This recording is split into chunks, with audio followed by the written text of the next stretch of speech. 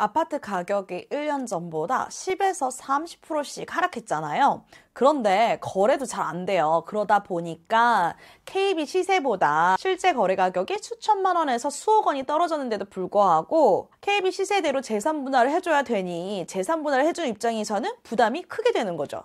거기다가 아파트가 팔리지도 않으니까 재산 분할을 해주기도 어려운 거죠. 하지만 이런 상황에서도 수천만 원에서 수억 원까지 손해보지 않을 수 있는 방법이 있습니다. 안녕하세요. 최변TV의 최선혜 변호사입니다. 이혼으로 재산 분할을 할 때 가장 큰 재산은 보통 부동산, 그 중에서도 아파트인 경우가 많습니다. 재산 분할을 할 때 부동산 가격에 따라 재산 분할을 해줘야 하는 금액이 결정되잖아요. 예를 들어 10억짜리 아파트가 있다고 봅시다. 재산에 대한 기여분이 50%라면 5억 원이 되겠죠. 문제는 지금처럼 부동산 하락기에 있어서 서로 간에 아파트 가격을 다르게 주장할 수 있어요. 부동산 명의자는 아무래도 재산 분할을 해줘야 되는 입장이니까 낮게 평가하고 싶고요. 돈으로 받아야 되는 입장에서는 높게 평가하고 싶은 거죠. 그럼 부동산 가치평가는 어떻게 하느냐? 원칙은 감정평가를 통해 합니다.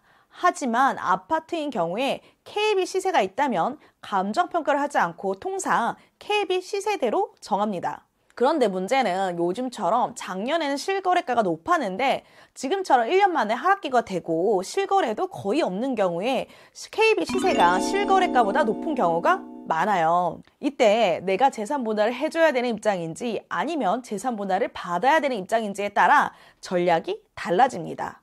아, 맞다.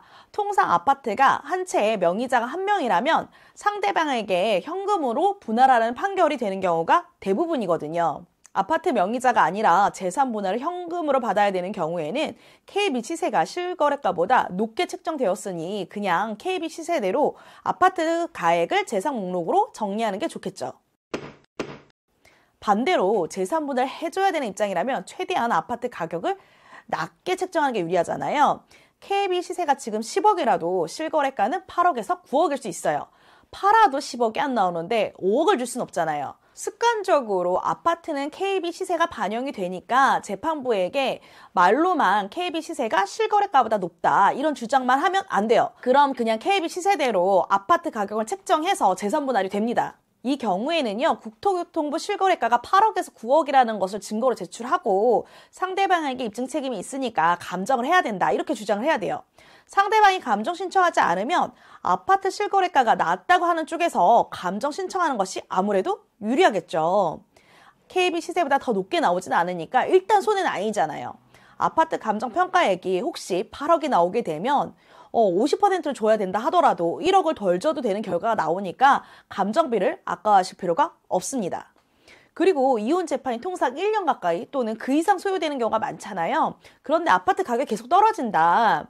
이게 KB 시세에 반영이 된 걸 확인했다. 이런 경우에는요, 4심시 변론 종결시, 그러니까 마지막 재판 기일 직전까지 확인을 해서 KB 시세가 낮아졌다면 아파트 가격이 낮아졌다는 걸 주장을 하고 관련 자료를 제출해야 됩니다.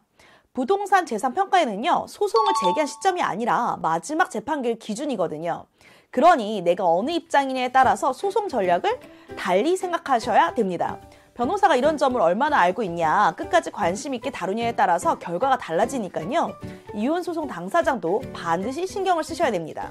도움이 되셨다면요, 좋아요, 댓글, 구독, 알람 부탁드릴게요.